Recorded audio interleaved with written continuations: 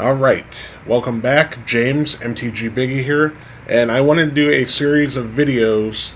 I think I'm going to call them card by card, where I take a deck tech that I've done, and then take a card from that deck and do a short video on it, explaining more in depth about the card's role in that deck, how to sideboard with it, the synergies with the other cards in the deck, the matchups it's effective in, and what its main purpose for existing in the deck is.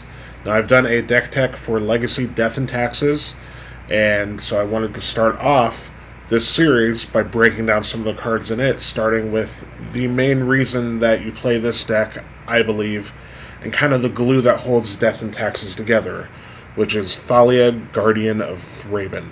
So we'll take a look here. Thalia, Guardian of Thraben. A white and a generic mana, 2/1 first strike. Not incredible stats by any measure, but where this card gets really pushed over the top here is non-creature spells cost 1 more to cast.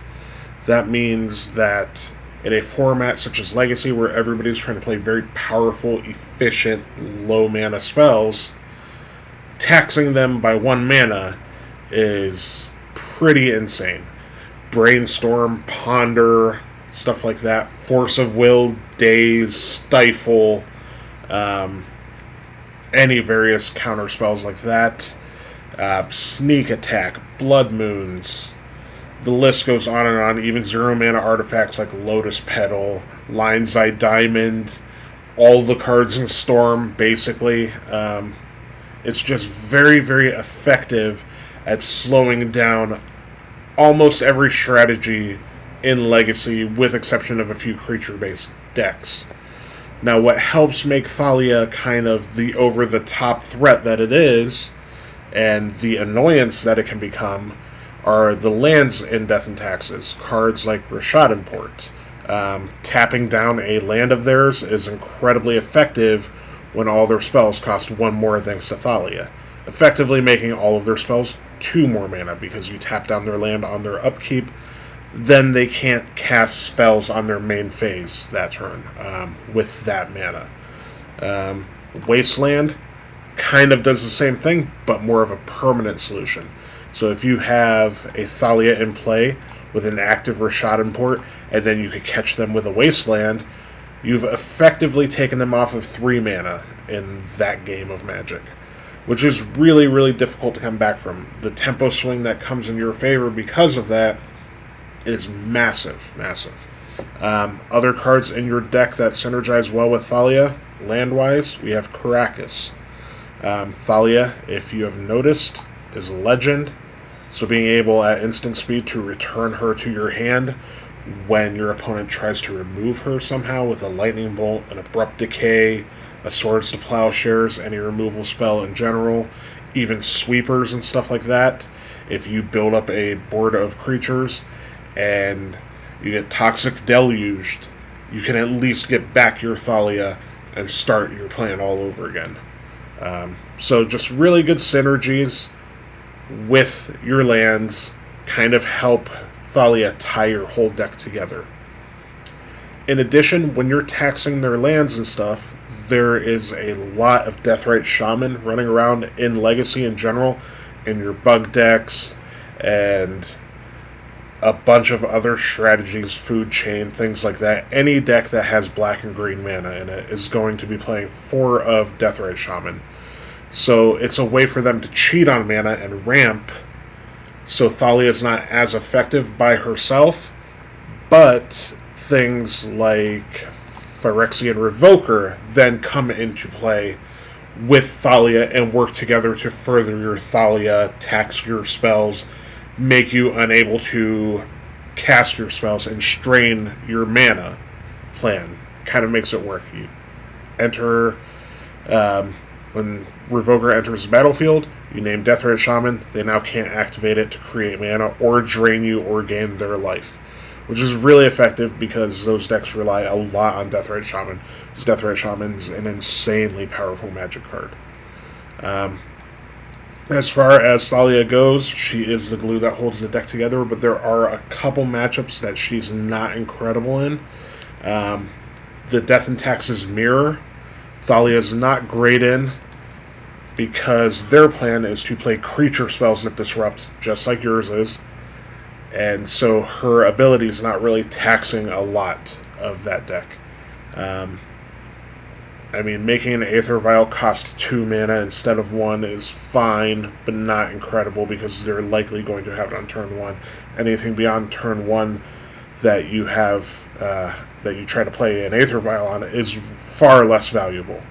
Anyway, so Thalia generally comes out in those matchups, and if you want to, on the draw, you could board in something like Containment Priest to stop their Aether Vials. So Containment Priest effectively replaces Thalia in those matchups, and you could trim on some number of your Aether Vials so they can't start vialing in creatures. A vial on turn 1 for a Death and Taxes player on the play is insanely powerful. And if you're on the draw, boarding a Containment Priest over Thalia, really effective at slowing down that game plan. On the play, you have your own vials, so it's less effective, which you can pull out your Thalias and trim on those for more removal. You have 2 Path to Exiles typically in most Death and Taxes lists, mine particularly. You also have things like Council's Judgment, which can kill anything in the deck if they decide to keep their vials in, or to board in their Gideons, or just killing opposing creatures, stuff like that. It also gets around Mother of Runes. But Containment Priest is a way to slow down their vialing and is a good substitute for Thalia. Other matchups where Thalia is not incredible, Elves, which Death and Taxes is pretty bad against anyway, but Thalia in that matchup, they're playing a lot of creature spells that make a ton of mana. So taxing them by 1 mana for the couple spells in their deck, not amazing.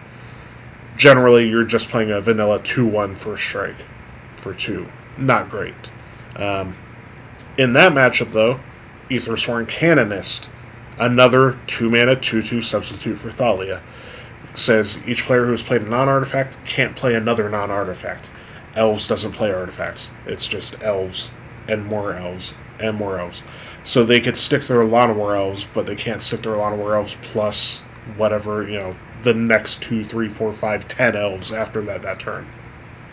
It really helps shut off Glimpse of Nature, too. They can cast their Glimpse of Nature, but not another elf, basically blanking that spell. Outside of that, more removal, again, something that can be boarded in, your Path to Exiles, stuff like that. Your mana disruption still relevant. Things like Rishadan Port, tapping down a Gaia's Cradle, pretty good, or wastelanding it, pretty good. But taxing them with Thalia when they make a ton of mana anyway, not the best. All the other matches in Legacy, Thalia is pretty much a lock to stay in your deck. Against Storm, it is insane, in conjunction with things like Aethersworn Canonist. A Thalia plus an Aethersworn Canonist plus any sort of land disruption effect, it just makes it nearly impossible for Storm to storm and to go off and play spell after spell after spell.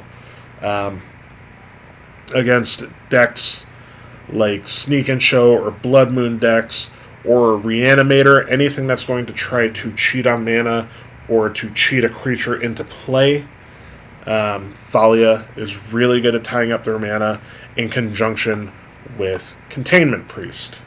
So Thalia works really well together with other Hate Bearers, and other Hate Bearers can work in certain matchups with her or as a replacement for her, but still the effect that she has in your deck is very, very important and kind of makes Death and Taxes a deck. Protecting your Thalia, having your Thalia on turn 2, being able to tap down their lands or destroy their lands with Thalia in play, and then just beat them in the face for 2 points of damage at a time is just the sort of game plan you want to have when you choose to play a deck like Death and Taxes. So I hope that was a better look at Thalia, Guardian of Thraben, in Death and Taxes. She sees play other places too in modern Hate Bear strategies. Some stuff like Maverick, things like that. can take advantage of Thalia. But Death and Taxes is really what this card was built for. I hope that you've enjoyed this series thus far. Any other comments, questions, concerns, or thoughts about Thalia or Death and Taxes in general, please leave them in the comments below. I will absolutely respond to everybody and have a conversation, because the more you know about the cards in your deck and their purpose in your deck, the better you are at playing the deck, the better you are at playing a deck, the better you get at Magic, right? So I hope this has been helpful, and I hope that everybody decides to pick up this card and to play a deck with it, because it's really a blast to really frustrate your opponents. Maybe I'm a bad person for liking to play Magic that way, but it's just how it is. Thalia is great, Death and Taxes is awesome, Legacy is sweet, Magic's awesome. But I'll talk to you guys again very soon. I think I'm going to do another one of these here in the next day or two, so look out for that, and please remember to subscribe. Thank you very much.